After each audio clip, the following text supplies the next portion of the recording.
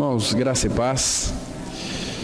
Nós vamos hoje estar ministrando um pouquinho sobre o que o pecado tem feito no homem. Vamos ver o estrago que o pecado fez na vida de todo ser humano. Nós vamos verificar aqui hoje que desde o nascimento, quando nós estávamos sendo gerados ali no ventre de nossa mãe, nós já nascemos, segundo diz a Bíblia, estragados, com tendências ao apodrecimento, porque o pecado faz exatamente isso conosco, vai nos apodrecendo a cada dia que passa. Tanto é que quando você nasce, você está morrendo. Cada ser humano que nasce neste mundo já nasce para morrer.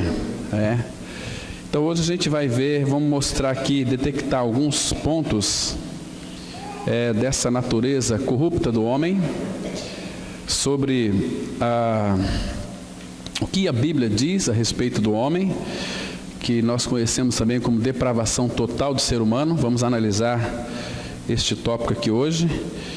E é importante a gente sempre dar uma voltada e se lembrar daquilo que nós éramos sem Cristo, e considerar também que todo homem, toda mulher que não são de fato regenerados, são possuidores dessa natureza que a Bíblia fala é a corrupção total e geral. O homem se tornou tão incapaz de qualquer coisa, até mesmo buscá-lo, se Deus não vier buscar esse homem. Vamos ler então aqui, amados, Salmos 14, os versículos 2 e 3, que diz assim: do céu olha o Senhor para os filhos dos homens, para ver se há quem entenda, se há quem busque a Deus. Todos se extraviaram e juntamente se corromperam, não há quem faça o bem, não há nenhum sequer. Vamos ter uma palavra de oração. Nosso Pai, abra o nosso entendimento mais uma vez nesta manhã, para que nós possamos, ó Pai, compreender a Tua palavra. E também nos dê sabedoria para compreender as Escrituras, o que Tu dizes na Tua palavra. Porque sem o Espírito Santo agir e trabalhar em nós, nós não conseguiremos em nós mesmos alcançar, ó Pai, o conhecimento que procede de Ti. Pai, nessa manhã tão gostosa, tão fresquinha, ilumina as nossas mentes. Pai, tira de nós todo o preconceito, toda a barreira, toda a nossa arma que muitas vezes, ó Pai, nós usamos em combater o Teu conhecimento. Que o nosso coração seja aberto por Ti mesmo, e assim possamos então entender a Tua palavra. E essa palavra que é a Tua palavra, ela é a verdade, e ela tem o poder de nos curar, de nos sarar. Obrigado porque o Senhor da palavra já fez o tudo. Ele morreu e ressuscitou, também nos incluiu ali na sua morte, na sua ressurreição, para termos a vida de Cristo, e que essa vida, Pai, venha crescer em nós, amadurecer em nós, para que o caráter do Teu Filho seja encharcado em nossas vidas. Muito obrigado, Pai, por esse tempo, e nos conquiste para Ti mesmo. Repreenda, Pai, todas as ações do mal que tenta e que trabalha contra o Teu conhecimento. É no nome de Jesus que nós oramos. Amém. Queridos, uma pergunta aqui: o que o pecado fez com o homem? O que o pecado fez com o homem? Eu penso que na medida que o sal ele dá sabor ali até a última gota do Oceano Atlântico, eu também penso que o pecado, ele afetou todos os átomos da nossa natureza. E muitas pessoas não conseguem enxergar isso. Por quê? Porque estão com a sua mente cauterizada. Não conseguem perceber que tudo aquilo que nós fazemos, o homem faz, fora de Cristo, é pecado. tudo, até aquelas obras que são muito boas, porque a própria Bíblia vai dizer que tudo aquilo que nós fazemos fora de Cristo é maligno. Então nada que o homem faça, por melhor que seja, se ele não estiver em Cristo, se as obras deste homem, dessa mulher não estiver em Cristo, a Bíblia diz que é obras malignas. Então isso é muito triste. Isso também gera uma certa revolta em muitas pessoas que têm aquela tendência, aquela propensão para fazer coisas boas. Quando ela descobre então que aquilo que não foi feito em Deus é maligno, ela se revolta ainda mais contra Deus e a sua mente vai cada vez mais se cauterizando, ficando insensível. Aí ela começa a fazer obras, ela faz obras, se sentem bem com isso, com as boas obras, mas isso não traz salvação para ninguém. O que traz salvação, irmãos, é a pessoa do Filho, é Jesus Cristo. Porque o veneno do pecado, ele está na fonte de nosso ser. E ele envenenou o nosso coração. O pecado, ele envenenou totalmente, plenamente o coração do homem. Agora, o que é depravação total?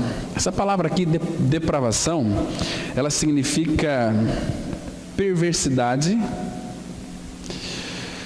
corrupção, também significa o mal inato, que o homem já nasce, por causa do pecado de Adão, da desobediência de Adão.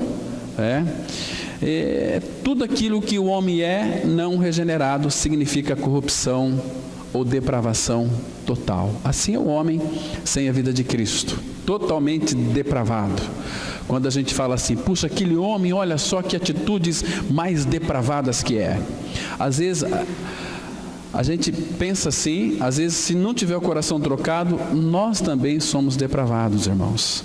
Temos uma mente totalmente depravada, perversa, os pensamentos não são alinhados com os pensamentos de Deus, e nunca pode ser de fato mesmo.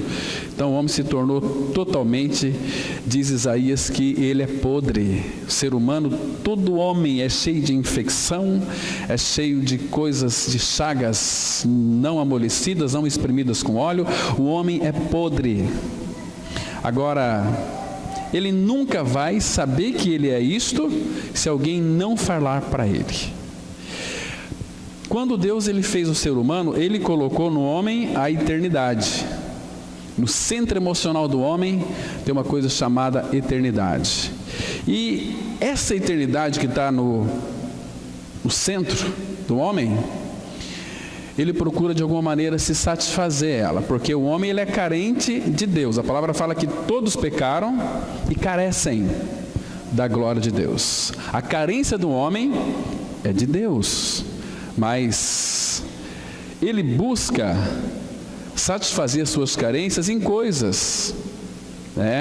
Muitos que têm muito dinheiro vão buscar essa carência em viagem, vamos para a França, vamos para a Alemanha, vamos conhecer o mundo, mas isso não vai satisfazer a carência do homem, satisfaz momentaneamente, porque nada daquilo que o homem precisa está nas coisas, está tão somente em Cristo. O que o homem precisa é da presença de Cristo. Quando essa pessoa, ela de fato crê no Senhor Jesus Cristo e que o coração dela é trocada, aí o infinito, aquele que é eterno, vem habitar a sua eternidade, que era supostamente aí vazia, suposta não, vazia.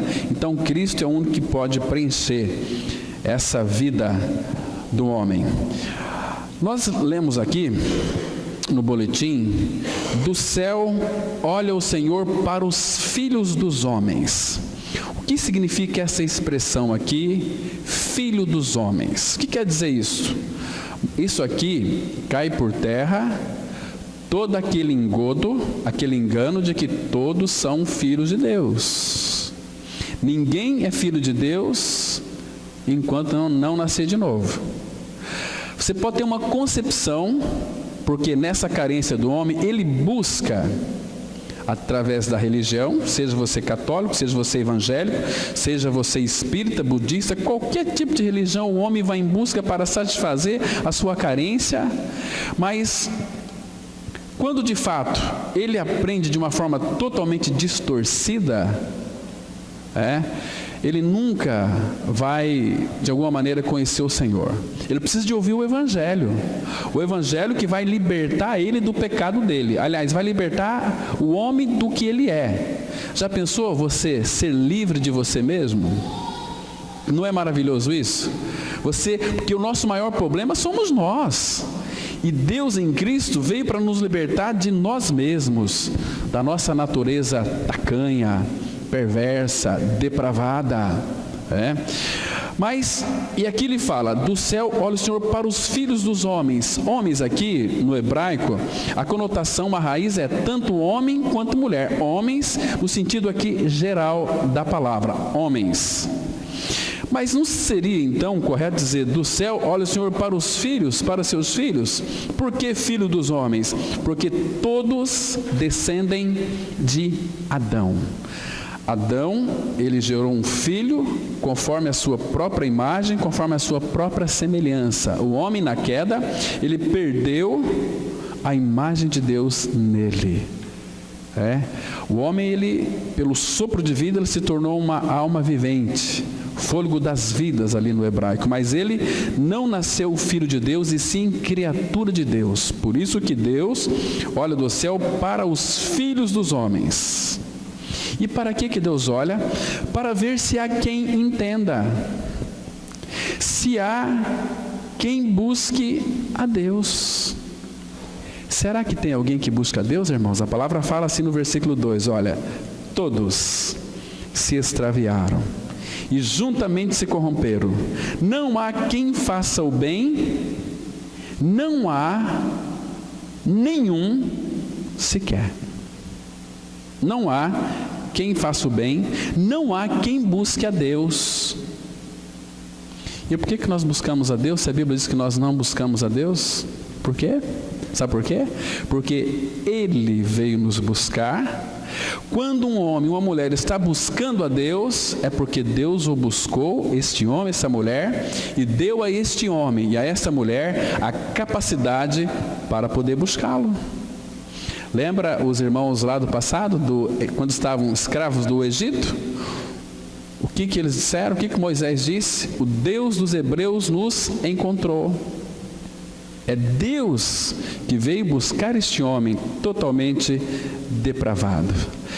Será que, irmãos, neste estado de pecado, o homem, ele consegue buscar a Deus? Nunca, jamais consegue. É Deus que veio nos buscar. Sabe como que Deus busca o homem e a mulher no pecado? Usando aqueles que são seus filhos, que então creram na sua morte e ressurreição, e você vai e prega o Evangelho. É Deus buscando aquela família, aquela pessoa, através de mim e de você que tem a vida de Cristo. Porque foi Jesus quem disse, ide por todo o mundo e pregai o Evangelho a toda criatura. Quem crer, for batizado, será salvo. Quem não crer já está condenado, porquanto não crê no nome do unigênito de Deus. Então, hoje Deus busca as pessoas usando você e a mim, para pertencer a este reino celestial. Mas, queridos e amados irmãos, tudo aquilo que qualquer pessoa faz, Deus, ele enxerga, ele vê. Todos os atos de toda essa humanidade, ele vê, ele contempla. Nada foge do olhar de Deus. Tudo ele vê, todos os atos. Então, quando você quiser fazer alguma coisa, faça escondido de Deus. Mas como que você vai fazer escondido dos olhos daquele que a tudo vê, que a tudo contempla? Dá uma olhada, vamos ver aqui os Salmos 33, versículos 13 a 15. Muito interessante esse Salmo. 33, de 13 a 15. São tantos textos que mostram esse olhar escrutinador do Pai sobre a vida de todos os homens. Salmos 33, vamos ler aqui do 13 ao 15. Presta atenção, olha só. O 13 diz assim: o Senhor olha dos céus e vê todos os filhos dos homens. Ele vê todos. Do lugar de sua morada observa todos os moradores da terra. Ele que forma o coração de todos eles, que contempla todas as suas obras. Irmãos, e a palavra de Deus, dizendo aqui que Ele vê e Ele contempla todas as obras dos homens, até aquelas que muitas vezes não são feitas, mas que há as intenções aqui. Porque Ele diz aqui no versículo 15, Ele que forma o coração de todos eles. Então Ele conhece os meus pensamentos. Quando aquilo que eu vou pensar, talvez meio-dia, Ele já sabe, Ele é onisciente. Aquilo que eu penso que é mal a respeito de qualquer pessoa, Ele já sabe, já conhece. Então, Ele contempla todas as suas obras, as obras dos homens. Então, nada foge do olhar desse Pai Celestial. Mas Ele, que é um Deus sábio, um Deus amoroso, porque Deus é amor, Ele viu que não há ninguém que entenda, não há quem o busque, por isso Ele veio nos buscar. Todos se extraviaram. Nesse todos aqui, envolve eu e você. Todos, ninguém está fora. Todos se extraviaram. E a Bíblia diz também que não há ninguém bom. Você, se eu fazer uma pergunta para você, você é bom? Certamente você não vai dizer a verdade. Você vai mentir a teu respeito. Vai dizer, não, eu sou bom. Se eu perguntar para você, você é bom ou é ruim? Se fôssemos verdadeiros, iríamos dizer o seguinte, eu sou ruim mesmo. Eu sou ruim. E nós somos ruins de verdade. Se a gente for sincero conosco, nós sabemos que somos ruins. Tem muitos pregadores que falam, você é uma boa pessoa, você é uma pessoa maravilhosa. Cuidado com isso, está te enganando. Porque a palavra fala que leais são as feridas feitas pelo que ama. Quem ama vai dizer a verdade. Então, se o amor do Pai está em nossos corações, nós temos este amor para amar as pessoas, e quando nós amamos a pessoa, nós não temos direito de mentir para elas. Temos que ser sinceros e falar para elas a verdade. Que verdade que é? É que você nasceu com a natureza perversa, corrompida, todo o seu entendimento está em trevas, mas eu sou uma pessoa muito inteligente, olha só, eu tenho um curso de direito, eu sou um doutor, sou um mestrado em teologia. Pode ser tudo isso, mas se o Pai não revelar a pessoa do Filho em nós, nós estamos em trevas, estamos caminhando para a perdição eterna. Mas como que as pessoas então têm prazer em ir para os templos evangélicos, para buscar Deus nas igrejas? Deus diz na sua palavra, até quero que vocês abram comigo, Isaías 58, versículo 1 e 2. Aqui a palavra vai mostrar que mesmo neste estado de pecado, tem prazer em se chegar a Deus, como um povo que pratica a justiça. A Bíblia diz assim, olha, Isaías 58, os versículos 1 e 2. Olha o que as Escrituras falam. Clama a plenos pulmões, não te detenhas, ergue a voz como a trombeta, e anuncia ao meu povo a sua transgressão, e à casa de Jacó os seus pecados. Está vendo? Uma pessoa que é de Deus, Deus está pedindo aqui para que essa pessoa clame bem alto, e não se detenha, para erguer a voz como a voz de trombeta, para anunciar ao povo a sua transgressão. Percebe que aqui aparece transgressão no singular. Aqui está transgressão, está nos voltando ali para o pecado de Adão. Anuncia a sua transgressão. Você nasceu de Adão, e se a sua natureza não for trocada, você vai perecer. Quando nós falamos a verdade, normalmente quem fala a verdade não tem muitos amigos. A verdade dói, machuca. Então, e acaso de Jacó os seus pecados? Agora veja o versículo 2. Deus dizendo: mesmo neste estado, que estado? Estado de transgressão, estado de pecado. Mesmo neste estado, ainda me procuram dia a dia. Tem prazer em saber os meus caminhos, como o povo que pratica a justiça e não deixa o direito de seu Deus. Perguntam-me pelos direitos da justiça, tem prazer em se chegar a Deus. Então, a pessoa, mesmo não sendo regenerada, ela ainda tem prazer em se chegar a Deus como um povo que pratica a justiça, mas não tem nada de Deus. Porque nós estarmos dentro de um templo evangélico não significa que você é filho de Deus. Para ser filho, tem que haver essa troca de natureza, essa troca de coração. E esse transplante de coração, ele foi transplantado no corpo de Cristo na cruz. Nosso coração se tornou tão endurecido como que uma pedra. E quando nós ouvimos o Evangelho, olhamos para a obra consumada de Cristo no Calvário, ali ocorreu o nosso transplante de coração. Aquilo que ele havia prometido lá em Ezequiel 36, 26. Tirarei de vós o coração de pedra, vos darei um coração de carne, sensível. Não é que ele vai melhorar o nosso coração, ele vai tirar o coração de pedra e colocar em nós um coração de carne. Aí sim, aí nós vamos ter ouvidos sensíveis à voz da palavra dele. Porque antes nós corrimos do Pai, de Deus, da sua palavra. Hoje, com esse coração sensível, se nós não nos alimentarmos da palavra, a gente vai morrer de inanição. A palavra fala assim que,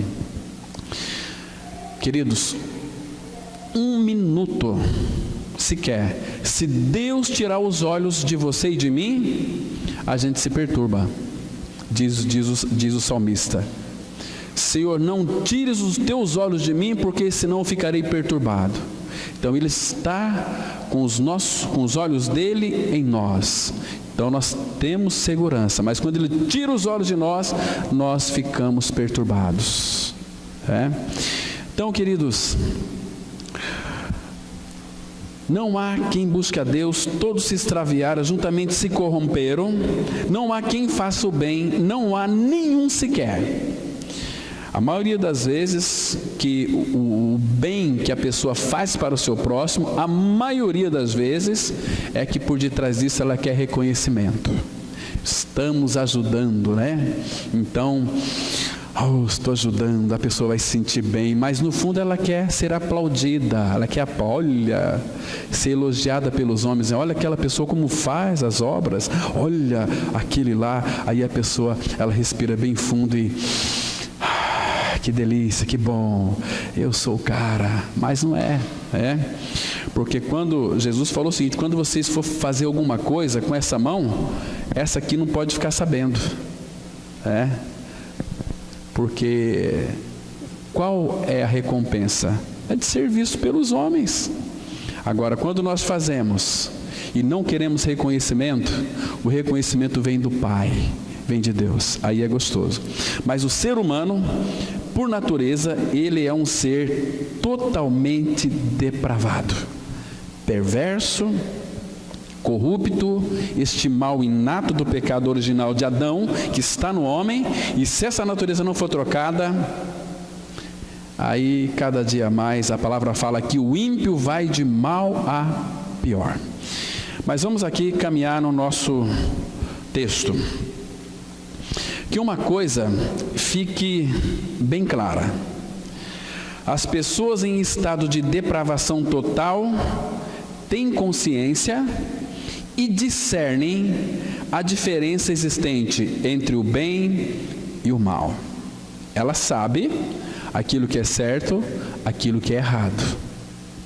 Ela até almeja fazer o bem, mas por causa do mal que está nela, não consegue. Paulo vai dizer isso em Romanos 7. Eu quero fazer o bem, mas o mal não me deixa fazer isto. Porque ele sabe que na sua carne não habita bem nenhum. Bem nenhum. Quando o homem se torna pecador? Quando comete o primeiro pecado ou antes? Quando é que o homem se torna pecador? Quando ele comete o primeiro pecado ou antes? A resposta é que o ser humano já nasce com disposição para pecar, ou seja, ele peca porque é pecador. Vamos ler aqui no Salmo 51:5, diz assim: eu nasci na iniquidade e em pecado me concebeu minha mãe. Davi, claro que uma visão tão linda do Espírito, revelando para ele quem que ele era, ele disse aqui: eu nasci na iniquidade e em pecado me concebeu minha mãe. Aqui não está falando que o ato sexual dentro do casamento é pecado. É que quando os pais de Davi tiveram relação sexual, o sêmen do pai de Davi foi para o óvulo da mãe de Davi, que esse sêmen já era um sêmen corruptível, por causa da transgressão de Adão, e vem passando de geração em geração, e veio até nós. Então Deus mostrou para Davi que ele já nasceu na iniquidade. Mas o pai de Davi e a mãe de Davi não eram do Senhor? Sim. Nós aqui, se eu e a Adriana, nós vamos ter um bebê. Se a Adriana creu também em Cristo, somos filhos de Deus. Mas o nosso filho não é filho de Deus, porque ele tem um sêmen corrompido. Por isso que nós somos regenerados, não de semente corruptível, mas da incorruptível, mediante a palavra de Deus, a qual vive e é permanente. Então, é preciso essa criança, qualquer ser humano, ser gerado pela palavra. A palavra diz que eu estou morto com Cristo na cruz.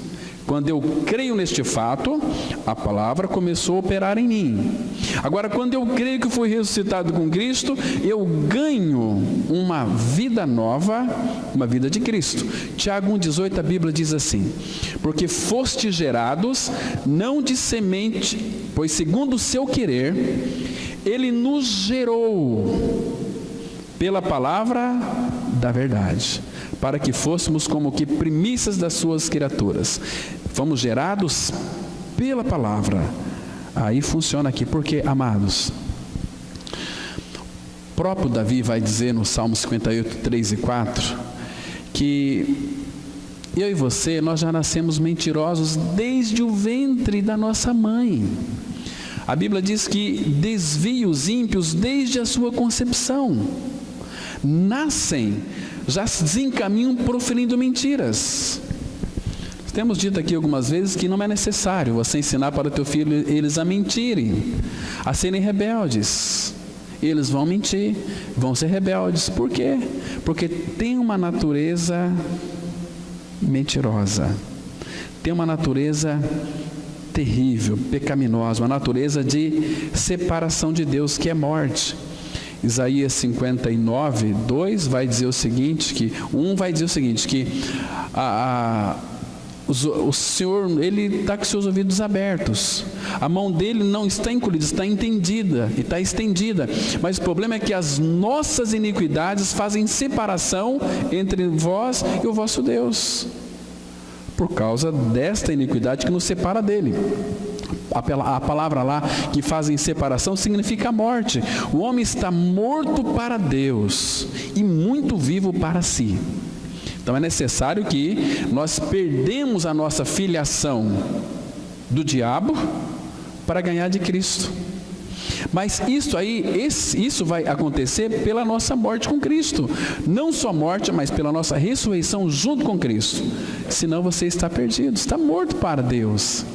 Então eu morri para o meu pecado e pela ressurreição ganhei a vida de Cristo. Mas Davi declara aqui: ele nasceu na iniquidade e em pecado me concebeu minha mãe.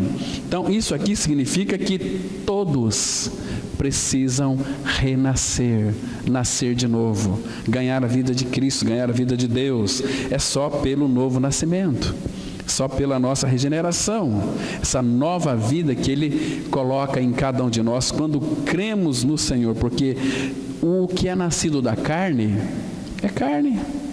Quem nasceu da carne, qual? Não é outra coisa a não ser carne. Agora, o que é nascido do Espírito é um Espírito vivificado, que foi vivificado pelo Pai. Agora nós temos este anseio para conhecer o Senhor, né? Para que então Ele seja formado dentro de cada um de nós. Ao contrário do que algumas filosofias ensinam, o homem não nasce como uma tabula rasa, isto é, como se fosse um papel em branco, sem nenhum conhecimento inato. Há quem advogue que o homem nasce bom e a sociedade ou o ambiente é que o corrompe. Como se isto não fosse enganoso o suficiente, pensam que o homem deveria ser a medida de todas as coisas. Quão torto será este mundo se o tomarmos pelo nosso padrão arruinado? No entanto, apesar de, por natureza, Davi ser um monte de iniquidade e pecado, como também somos nós, mais tarde a graça fez dele o homem segundo o coração de Deus. Agora vamos fazer uma pergunta aqui. Desde que idade essa corrupção da natureza aparece nas crianças? Qual é a idade, irmãos, que essa naturezinha já aparece na criança? Perversa, de depravação total. Vamos ler aqui Provérbios 20, versículo 11. Até a criança se dá a conhecer pelas suas ações, se o que faz é puro e é reto. Irmãos, todos os males financeiros da sociedade, político, que mais? Trabalhista, escolar e religioso, têm a sua origem no coração do homem. Todos os males dessa sociedade, a origem, a fonte é o coração do homem. Davi, então, quando ele estava sobre a convicção de pecado pelo Espírito, ele clamou uma coisa muito interessante: cria em mim, ó Deus, um coração puro e renova dentro de mim um espírito inabalável. Agora, queridos, aqui até a criança se dá a conhecer pelas suas ações. Deixe a criança sem disciplina para ver o que acontece com ela. Simplesmente ela vai se tornar um monstro. Começa a comprar o seu filho com presentes. Dê tudo o que ele quer, para você ver o que essa criança vai virar quando crescer. Tem cruz para a criança? Claro que tem. Quer dizer que se uma criança então ela morrer, 6, 7, 8 anos, ela vai para o inferno? A Bíblia diz que ela não vai para o inferno. Porque uma criança, a salvação é pessoal e individual. E uma criança, ela não pode responder por si mesma. Por isso que o sacrifício de Cristo na cruz garante salvação dessa criança. Mas quando essa criança tiver já noção de certo e errado, é responsabilidade dos pais educá-la. A palavra educar significa discipliná-la. Porque quem ama disciplina, quem ama corrige. Eu não vou corrigir meu filho porque se eu bater nele tem muita dó, ele é tão bonzinho. Bonzinho? A Bíblia diz que nasce com a natureza de serpente. Nasce com uma natureza pior do que o diabo. Percebe que a criança, ela é manipuladora? Até o bebezinho. Esses dias estávamos na casa do Cláudio lá, e da Lu, e a Vitória já se pegando lá acho que no violão, e já é essa possessividade, meu. E a mãe disse que chegou para tirar, ela agarrou, não, quem manda aqui sou eu. E manipula os pais, né? A criança está lá, acaba de mamar, coloca para deitar, e o pai vai e a mãe pega. Deixa chorar até ficar roxo, para ela aprender, A Bruna, com 6 meses de idade, eu dei umas varadinhas na bunda dela. Acabou de mamar, chorava. Mas caramba, o que está acontecendo com essa menina? Vamos levar para o médico. Tua filha está ótima. Agora eu já sei como proceder. Mamou, chorou, tirei a fraldinha, virei aquela coisinha mais fofa ali, peguei uma varinha, 3 varadinhas. Parou.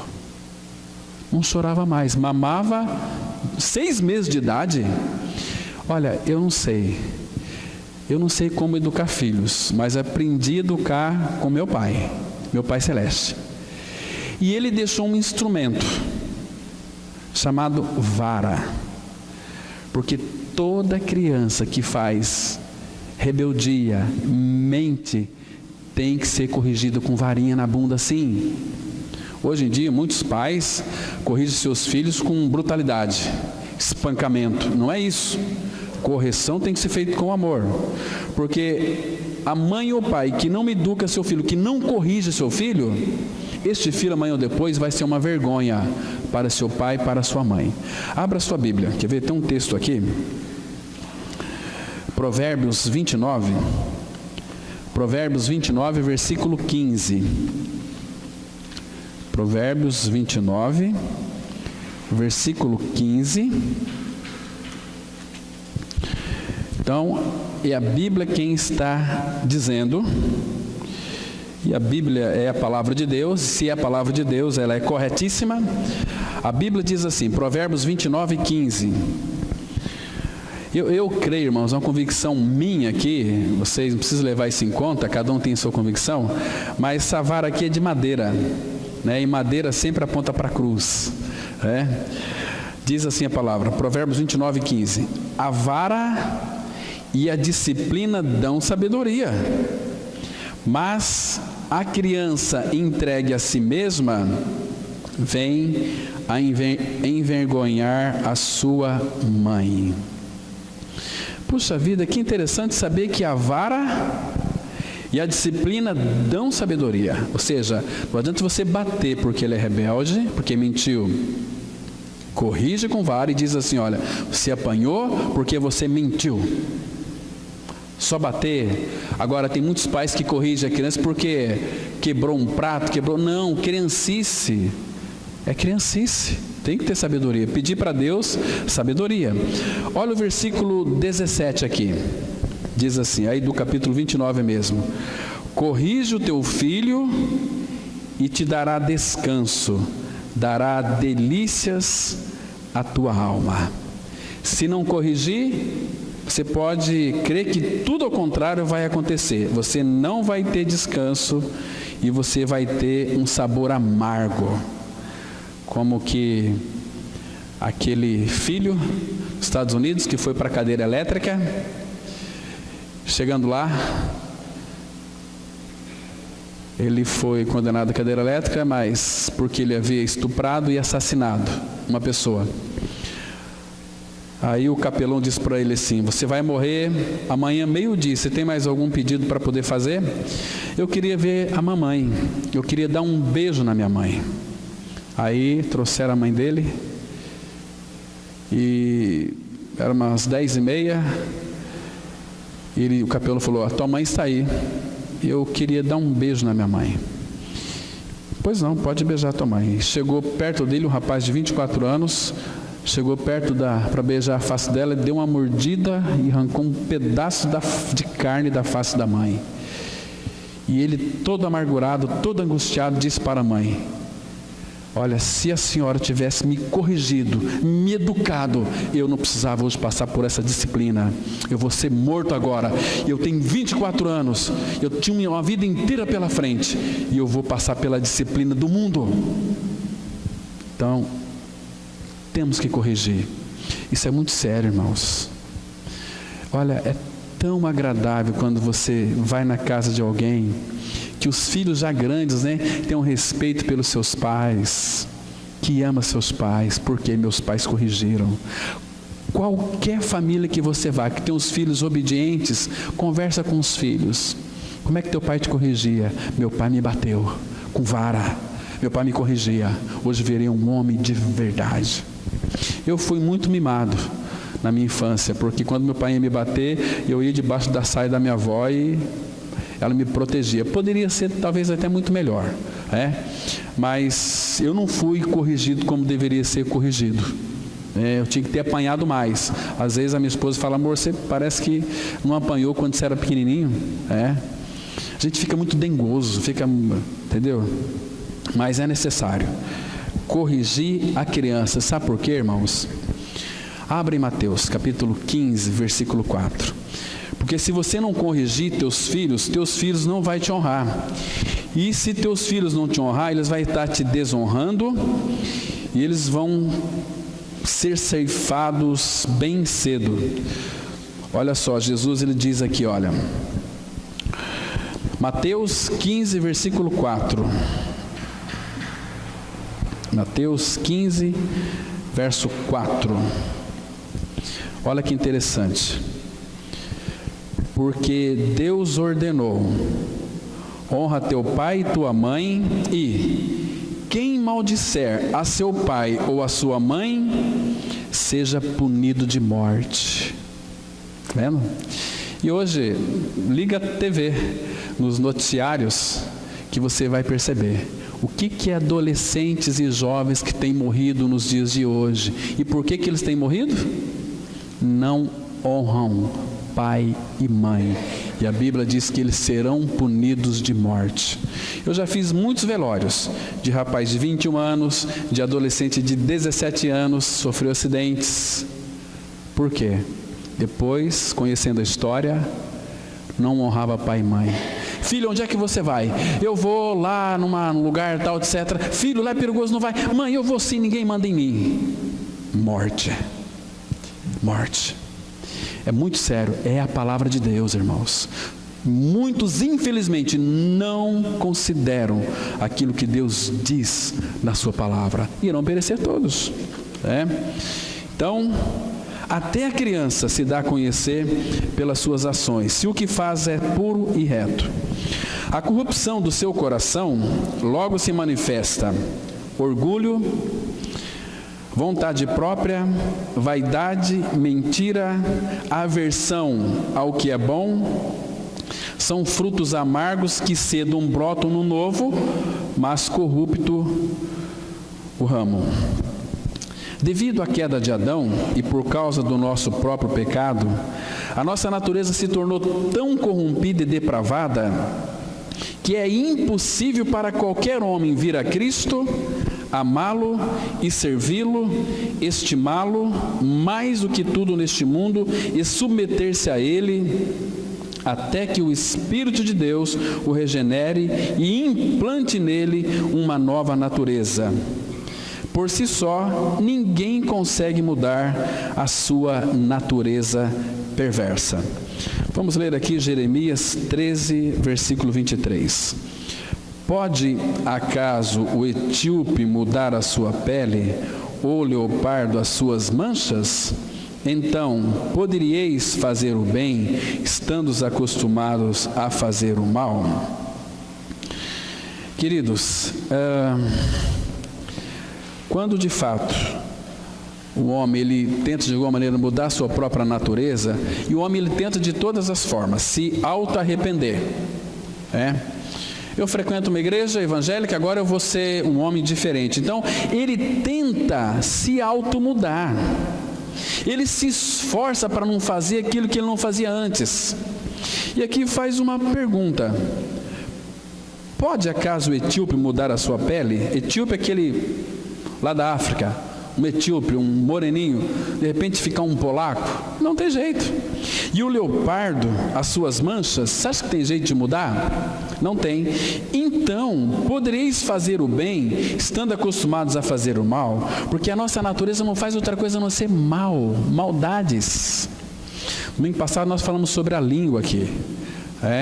Vimos que a língua, analisando Tiago 3, debaixo da nossa língua tem ninho de cobra. A nossa língua mata mais do que bala de revólver. A nossa língua vai matando pouco a pouco. Você não vale nada, você não vai dar em nada, você não presta, você é isso, você é aquilo. A gente vai matando as pessoas, amargurando as pessoas. Hoje tem tantas mulheres assim amarguradas, tristes, porque os maridos são uns linguarudos, uns assassinos dentro de casa. Mas você, sua gorda, mas você, sua isso, mas você, marido, esse menino que não vai dar nada na vida, é um burro. Ele vai ser um burro mesmo. E puxou o pai. Mas o que precisa, queridos? O homem não precisa, cadeia não vai regenerar o homem. Não, tem que colocar esses bandidos na cadeia para ver se eles mudam. Não vai mudar. Qual que é a diferença daquele assassino que está lá preso, aquele estuprador, de mim e de você? Qual que é a diferença? Nenhuma. A matéria-prima que ele foi feito, você também foi feito. É que você foi um pouco educado, moldado, mas a essência não muda. Então, cadeia neles. E a gente às vezes fica solto, mas presos nas cadeias invisíveis do preconceito, da nossa arrogância, do nosso orgulho, do nosso partidarismo. E olha, você pode bater numa pessoa adulta, porque antigamente levava para aqueles... os presos apanhavam mesmo, mas não mudava a natureza do preso. A Bíblia diz que, tem um texto aqui interessante, Provérbios, capítulo 27. Provérbios, capítulo 27, versículo 22. Você pode bater neste homem, que a estutícia dele não vai sair dele. Provérbios 27, o versículo 22 apenas. Olha o que a Bíblia diz aqui. Muito interessante esse texto, irmãos. Olha aqui, Provérbios 27, versículo 22. Ainda que pises o insensato com mão de grau, entre grãos pilados de cevada, não se vai dele a sua estutícia. Aqui esse texto, em outras palavras, se eu parafrasear, ele pode ser interpretado assim: mesmo que você batesse até matá-lo, ele continua do mesmo jeito. Porque olha, pises o insensato com mão de grau, entre grãos pilados de cevada, não se vai dele a sua estutícia. Não vai sair dele. O que vai mudar este homem é a cruz. É ele crendo na sua morte com Cristo. Porque ele vai perder, seu pecado vai ser crucificado, e aí ele vai receber a vida de Cristo. E aí aquilo que a irmã leu aqui no início: o fruto do Espírito é amor, alegria, paz, bondade, benignidade, mansidão, domínio próprio. Porque esses são frutos não nossos, mas frutos do Espírito no homem. Vamos continuar aqui. Vocês mesmos e eu mesmo somos nossos maiores inimigos. A maldição da vida é que nos tornamos todos egocêntricos. O que é uma pessoa egocêntrica? É o eu no centro. Vivemos para nós mesmos e não para o Senhor. E assim nos tornamos egoístas, ciumentos, invejosos. Por quê? Porque tentamos promover a nós mesmos. Vivemos a girar em torno de nós mesmos e nossos pequenos planetas se colidem com outros planetas, e daí vêm as discórdias, os choques, as disputas e as divergências. E assim que Paulo coloca em Tito 3:3, que diz assim: pois nós também outrora éramos nécios, desobedientes, desgarrados, escravos de toda sorte de paixões e prazeres, vivendo em malícia e inveja, odiosos e odiando-nos uns aos outros. Olha, quer ver como que nós somos tão egoístas? Faça um teste. Não, faça um teste. Eu creio que muitos aqui já fez o teste, talvez nem percebeu. Mas quando você já tirou foto no meio de muitas pessoas, tirou uma foto de repente, olha, essa foto vai sair no jornal. Quando você pega o jornal com aquela foto, quem que você vai procurar primeiro ali? Você mesmo. Eu estou aqui, saí. Depois, deixa eu ver primeiro eu. A gente se ama tanto, irmãos. A gente se gosta tanto de nós, né? E a psicologia fala assim: se você não gostar de você, quem vai gostar? E isso é psicologia, mas a Bíblia fala: negue-se a si mesmo. Para negar a si mesmo, sabe por quê?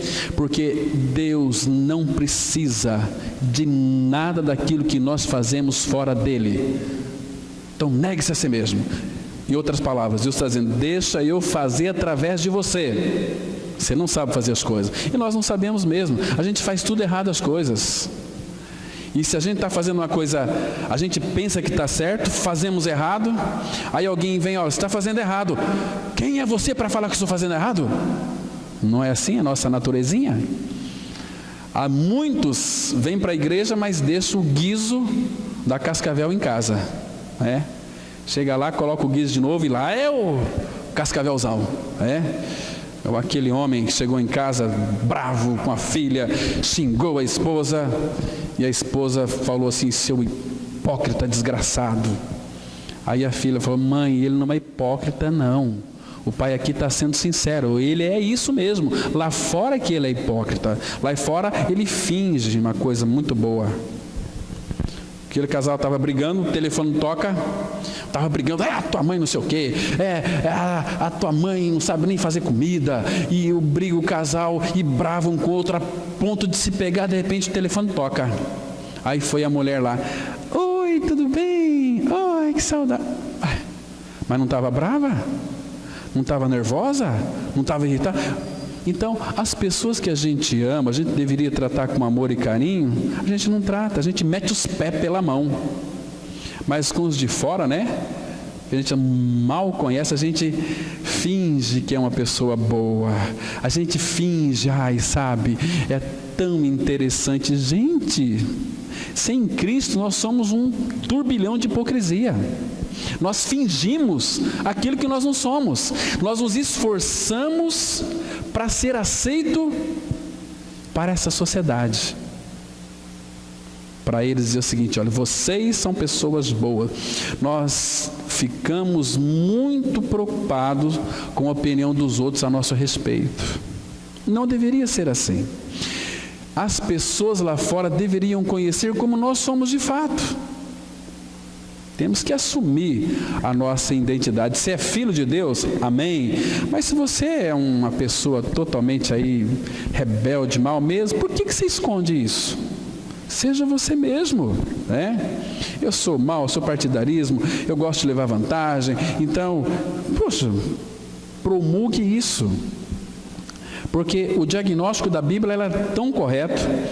Pois nós também, outrora, graças a Deus, porque nós não somos mais hoje em Cristo, somos novas criaturas, mas nós éramos nécios, desobedientes vem da desobediência de Adão, a natureza terrena, desgarrados dele, escravos de toda sorte de paixões e prazeres, mania de prazer, narcisistas, éramos, vivendo em malícia e inveja,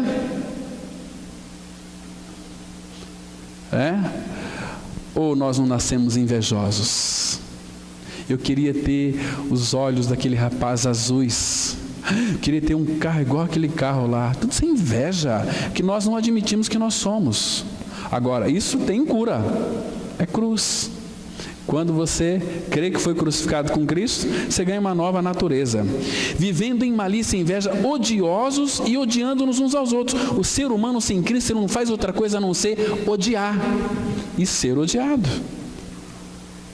Queridos, não existe, irmãos, animalidade em um lobo, leão ou serpente que seja tão brutal como a besta do homem.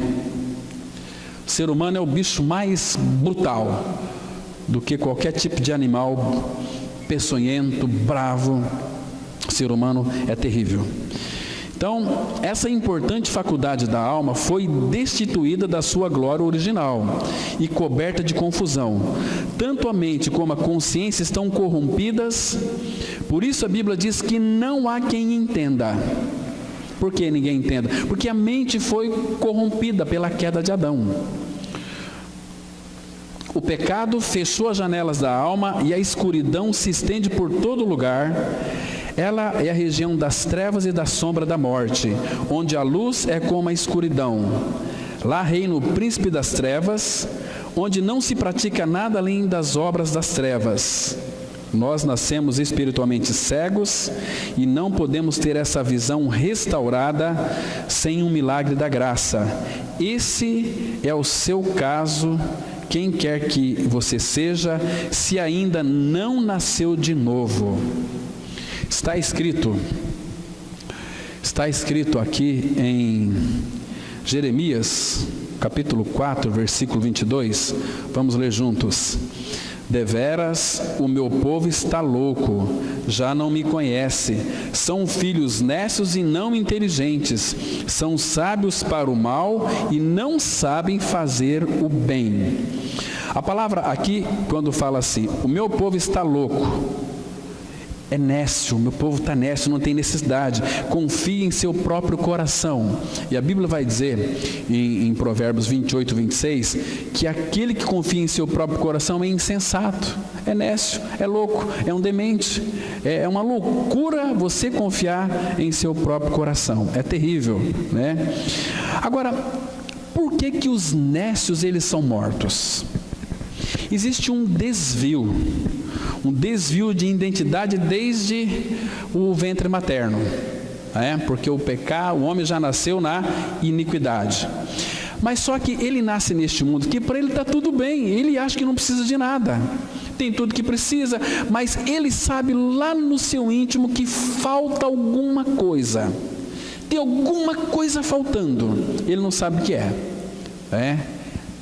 Ele pode muitas vezes estar na religião, pode cantar no louvor, pode até pregar a Bíblia, mas sem a vida de Cristo, tudo isso é possível. E sem a vida de Cristo, isso vai nos dar para nós uma sensação de bem-estar. E essa sensação de bem-estar sem a vida de Cristo nos leva à perdição. Olha que texto interessante, Provérbios 1, versículo 32. Provérbios, capítulo 1, versículo 32. Essa sensação de bem-estar é perigosa demais. Provérbios 1, versículo 32. A palavra de Deus, ela diz assim. Olha que interessante aqui, ó. Os nécios, quem são os nécios? Os loucos. Os nécios são mortos por seu desvio. E aos loucos, a sua impressão de bem-estar os leva à perdição. O que gera bem-estar na vida de uma pessoa? Pode ser aquilo que ela faz de bem para as outras pessoas. Se você dá, por exemplo, um cestão para uma família carente, você vai se sentir bem. Mas sem a vida de Cristo, essa impressão de bem-estar leva também à perdição. Mas a Bíblia fala aqui no versículo 33, mas o que me der ouvidos habitará seguro, tranquilo e sem temor do mal. Ouvir a voz de Deus. Como é que se ouve a voz de Deus? abrindo a Bíblia e lendo-a. É Deus falando com você. Deus fala conosco pela sua palavra. É tão gostoso, irmãos, tão precioso. Então Jeremias está dizendo aqui: meu povo está louco, já não me conhece, são filhos necios e não inteligentes, são sábios para o mal e não sabem fazer o bem.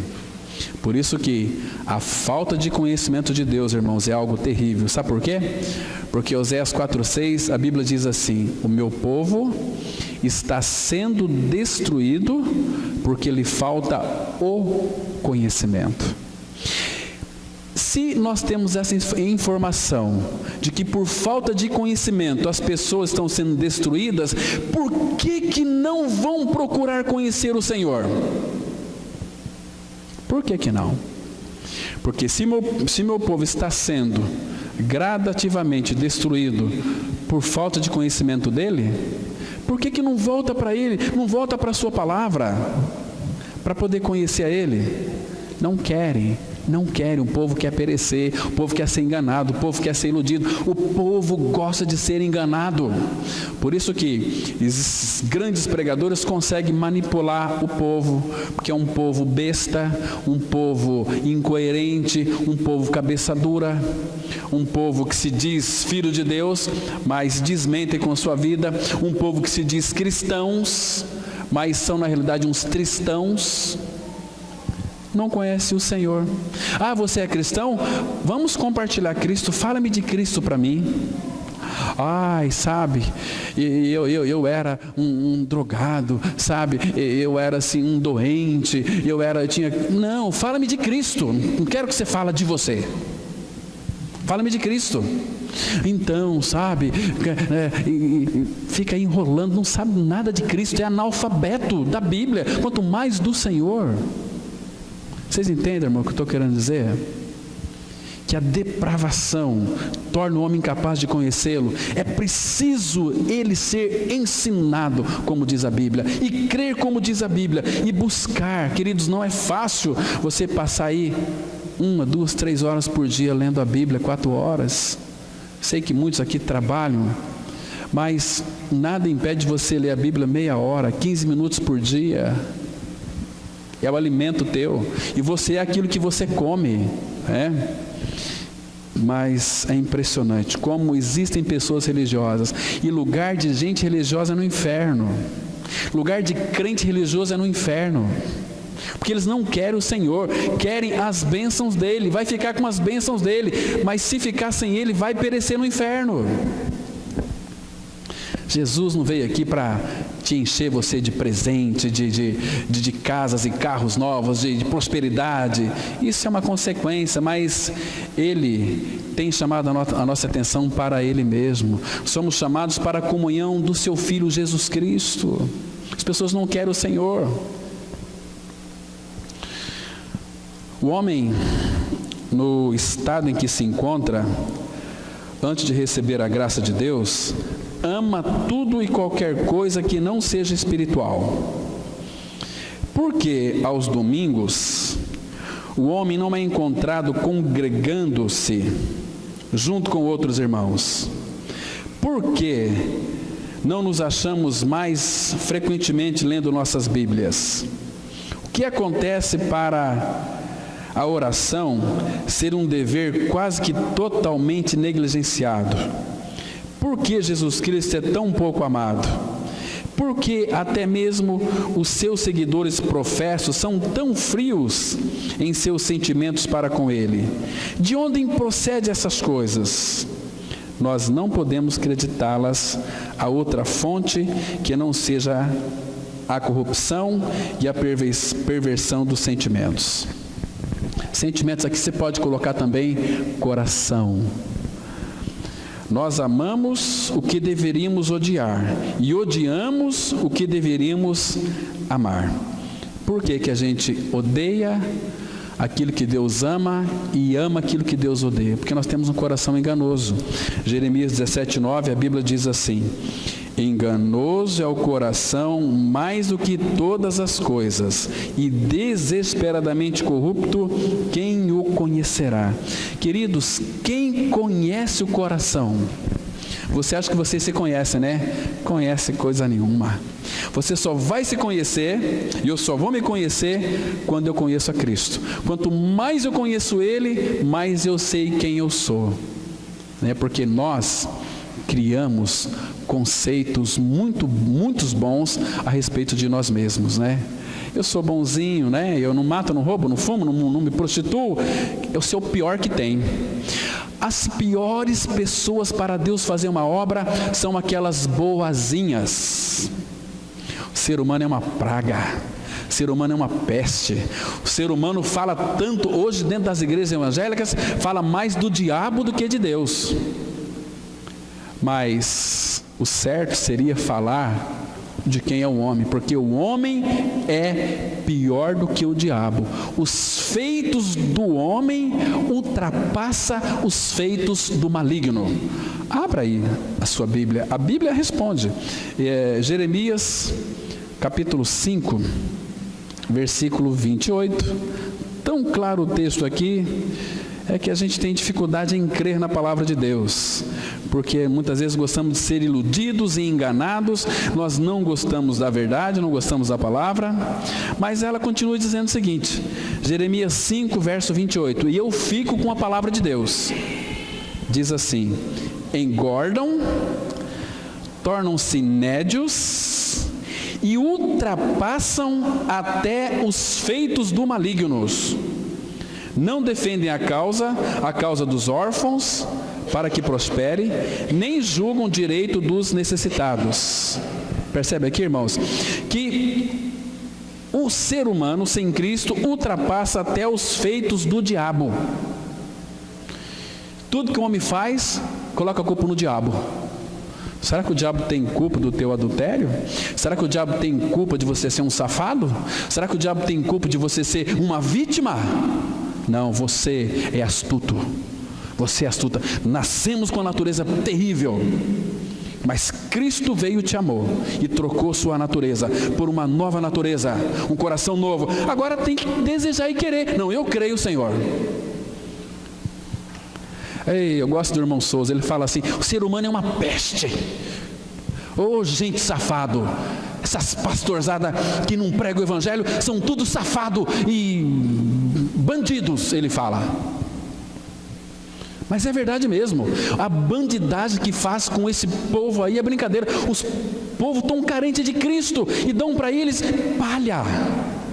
Dão para eles, você tem que fazer campanha, tem que subir morro, tem que descer morro, você tem que fazer. Gente, é colocar fardos pesados nas costas dos discípulos. É uma mania de achar que pastor é alguma coisa, achar que o homem está lá na frente. Mas se nós não pregarmos Cristo, a sua cruz, não somos nada, irmãos. E quando nós conhecemos a palavra de Deus, ninguém mais nos engana. Enganoso é o coração mais do que todas as coisas, e desesperadamente corrupto, quem o conhecerá? Quem vai conhecer este coração? Nós não nos conhecemos, irmãos, mas vamos continuar aqui. Os sentimentos, quando eu coloco sentimentos aqui, estou olhando para o coração. Os sentimentos do homem natural estão miseravelmente deformados. Ele é um monstro espiritual.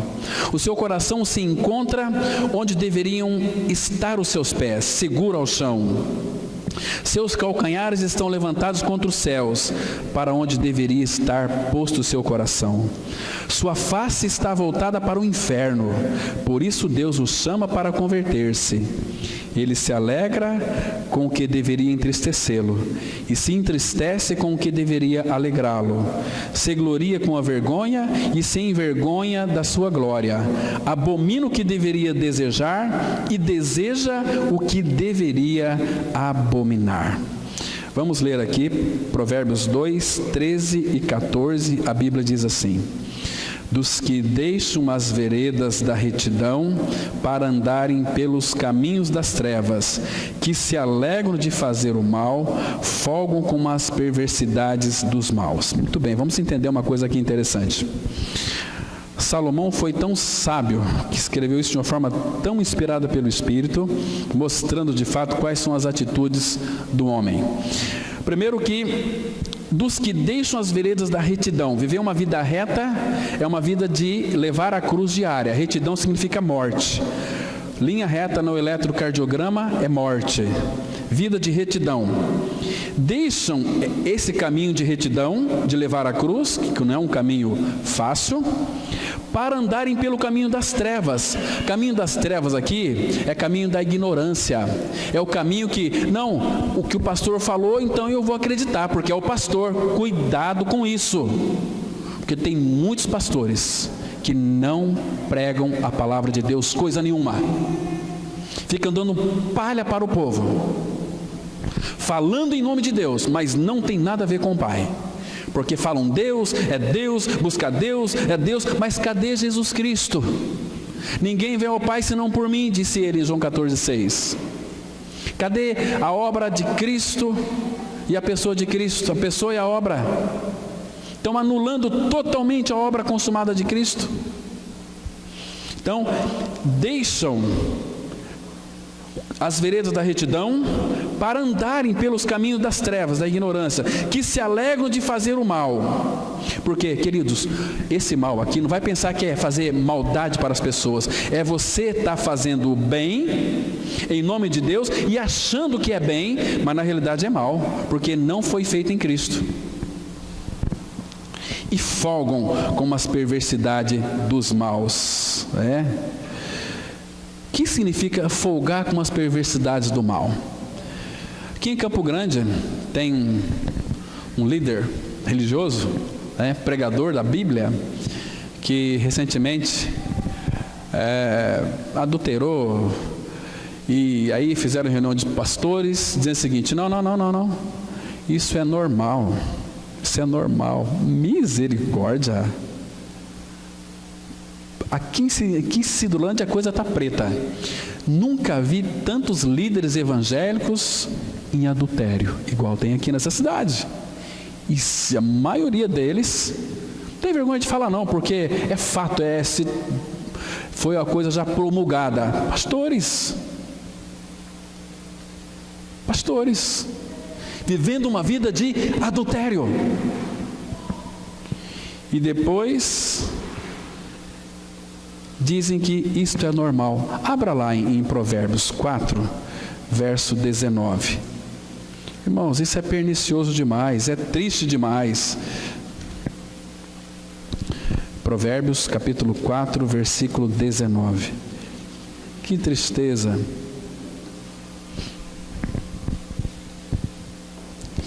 Diz assim, Provérbios 4, verso 19.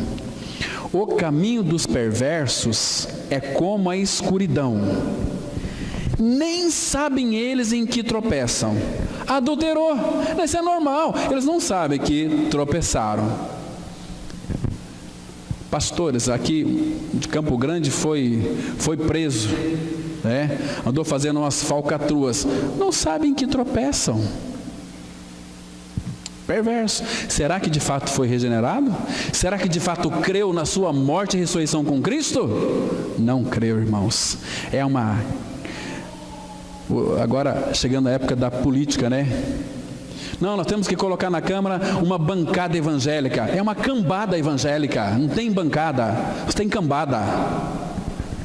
Porque nós deixamos o Senhor até por causa de política. Não prioriza Cristo. O lugar de filho de Deus é viver em unidade como o corpo de Cristo. Não ficando aí, vamos atrás de fazer um monte de coisas. Para quê? Para quê? Isso vai levar em quê? Mas Deus vai chamar a atenção e tem chamado a atenção, mas a gente é surdo. Triste, nem sabem em que tropeçam. O caminho do perverso é como a escuridão, nem sabem eles em que tropeçam.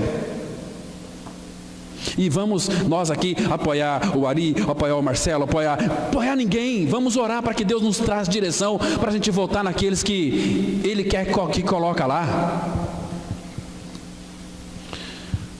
Uma coisa impressionante. Nem sabem eles em que tropeçam. Olha aqui, Provérbios 21, versículo 16. Provérbios 21, 16. Aquele que se desvia do caminho do entendimento, veja só qual o final dessa pessoa.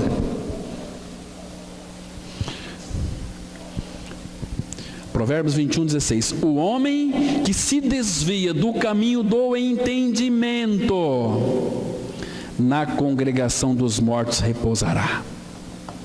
Está vendo? É a Bíblia quem está dizendo. Temos que levar isso a sério, em consideração. Depravação final e máxima consiste em que somos todos escravos de Satanás.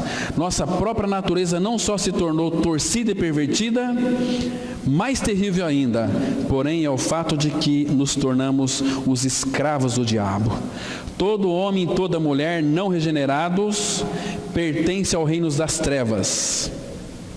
Nosso Senhor Jesus Cristo disse aqui em Lucas 11, 21, quando o valente, bem armado, guarda sua própria casa, ficam em segurança todos os seus bens. Agora deixa eu fazer uma pergunta aqui. Quem que é este valente aqui, que guarda a sua casa? Quem? Cristo? Não, Senhor. Quando o valente, presta atenção, quando o valente, bem armado, guarda a sua própria casa, ficam em segurança todos os seus bens. Quem que é esse valente aqui? Não, claro que não. Vamos lá para o texto. Abra lá em Lucas 11, 21. Lucas 11, 21. Meus irmãos, quem que é esse valente que guarda a sua casa aqui? Quem? Fala mais alto aí, vamos lá. Quem? Deus? Deus? Não é. Quem que é esse valente que guarda a casa dele aqui? Amados, deixa eu te dar uma dica aqui. Muitos são os bens do diabo. Olha para o texto. Quando o valente, bem armado, guarda a sua própria casa, ficam em segurança todos os seus bens. Quem é o valente aqui? O diabo. Esse valente aqui é o diabo, não é Cristo, não é Deus, é o diabo. Os bens do diabo, quem são os bens do diabo? São pessoas. Agora, olha o que diz aqui, é Lucas 11, versículo 22. Sobrevindo, porém, um mais valente do que ele, vence-o. Tira-lhe a armadura em que confiava e lhes desvide os despojos. Quem não é por mim é contra mim, quem comigo não ajunta espalha. Ah, o diabo é valente, ele deixa segurança do seu bem. Mas Cristo veio, o mais valente, e vence-o. E ele venceu o diabo aonde? Na cruz. Ele nos libertou do império do valente, das trevas, e nos transportou para o reino do Filho do seu amor. Ele é o mais valente. O diabo é valente, mas tem um mais valente do que ele, que chama-se Jesus Cristo. E tirou você e eu das garras dele, das casas dele, e nos levou para o reino do Filho do seu amor. Irmão, isso é evangelho. Isso é graça. Então nós não estamos mais aqui sobre esse valente, porque o ser humano, nas garras do diabo, faz a vontade dele. Quão terrível é o estado em que vive o homem e a mulher em consequência do pecado e transgressão originais de Adão. É depravação total. A humanidade não regenerada, outra coisa não é, senão os bens do diabo. O ser humano não renascido não pode realizar algum ato que fundamentalmente satisfaça a aprovação de Deus ou que satisfaça as exigências da lei de Deus. Toda a bondade do mundo não passa de trapo de imundícia.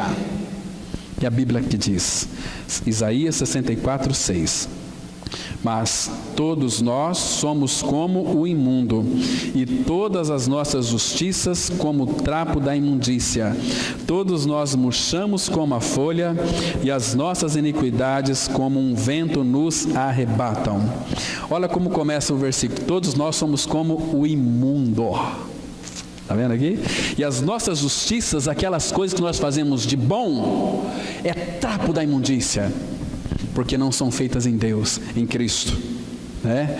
Jó 14,4 fala assim: quem da imundícia tirará alguma coisa boa? Ninguém. Agora, Ele fez essa limpeza em nós, pela palavra, tirou de nós todas as impurezas, tirou o nosso pecado, crucificou, foi tudo na cruz. Pela ressurreição, Cristo vencer a nossa vida. Agora, Ele vai fazer, não segundo as nossas obras de justiça que nós praticávamos. Até Paulo, ele diz que perdeu tudo por causa da sublimidade do conhecimento de Cristo Jesus, meu Senhor, por amor do qual ele perdeu todas as coisas e as considera como refúgio, lixo. Abra aqui, vê só que lindo aqui o texto. Tito, capítulo 3, versículo 4 e 7. Tito 3, 4 e 7. Vejam aqui a diferença, irmãos. Tito capítulo 3, versículo 4 a 7. Muito interessante esse texto. A Bíblia diz assim, Tito 3, 4 e 7. Quando, porém, se manifestou a benignidade de Deus, nosso Salvador, e o seu amor para com todos, Deus amou a todos, amou o mundo de tal maneira, amou a todos, não por obras de justiça praticadas por nós. Você não é aceito por aquilo que você pratica. Não por obras de justiça praticadas por nós, porque as obras de justiça praticadas por nós, diz a Bíblia, que é trapo da imundícia. Mas segundo a sua misericórdia, Ele nos salvou, mediante o lavar regenerador e renovador do Espírito Santo, que Ele derramou sobre nós ricamente, por meio de Jesus Cristo, nosso Salvador, a fim de que, justificados por graça, nos tornemos seus herdeiros, segundo a esperança da vida eterna. Fiel é esta palavra. Fiel essa palavra, e quero que, no tocante a estas coisas, faças afirmação confiadamente, para que os que têm crido em Deus sejam solícitos na prática de boas obras. Estas coisas são excelentes e proveitosas aos homens. Então, você não é, aqui nesse texto, diz que você não é salvo pelas obras, mas você é salvo para as obras. Entende? Muito interessante, irmãos. Vamos concluir aqui. Será que há esperança para o homem, então? Será que há esperança para o homem? Sim, a esperança é Cristo. Deus não podia designar um homem da terra, pois em Adão todos os homens caíram. Por isso Cristo veio do céu, cumpriu a lei e foi para a cruz morrer em nosso lugar, e também nos fez morrer junto com Ele, e pela ressurreição nos regenerou, pela ressurreição nos deu uma vida nova e uma esperança viva. 1 Pedro 1,3 diz assim: Bendito Deus e Pai de nosso Senhor Jesus Cristo, que segundo a sua muita misericórdia nos regenerou para uma viva esperança mediante a ressurreição de Jesus Cristo dentre os mortos. Está vendo? Nos regenerou para uma viva esperança mediante a ressurreição de Jesus Cristo dentre os mortos. Ei, irmãos, então tem jeito, tem esperança para qualquer ser humano no pecado. Seja quem você foi no passado, quem você é agora, se você creu que foi atraído no corpo de Cristo, crucificado, morto, ressurreto com Ele, você tem a vida de Cristo, nascida dentro de você. E agora procura crescer na graça e no conhecimento dEle, ok? Porque, irmãos, Ele já fez o tudo naquela cruz, nos deu a sua própria vida. Para quê? Para a gente conhecê-lo cada vez mais. E conhecendo o Senhor é algo que o agrada. abundantemente. Você não quer agradar a Deus? Procura conhecê-lo, conhecer a Ele, o Filho, conhecer as Escrituras, é maravilhoso. Amém? Vamos orar. Pai querido, Tu és tão maravilhoso, Pai, tem cuidado de nós, tem permitido, Pai, que hoje, uma vez que fomos já regenerados, a gente possa olhar e ver o estado em que nós estávamos sem ter Cristo, um estado de depravação total, absolutamente. Pai justo, mas Cristo veio e removeu o pecado de nós, removeu essa natureza perversa com que todos nós nascemos e nos deu a sua vida pela ressurreição. Obrigado, Pai, pela vida de Cristo em nós e obrigado por esse domingo tão precioso. Obrigado, Pai, porque o Senhor tem providenciado dias tão maravilhosos. Obrigado por esse sol, por esse clima tão agradável, fresquinho.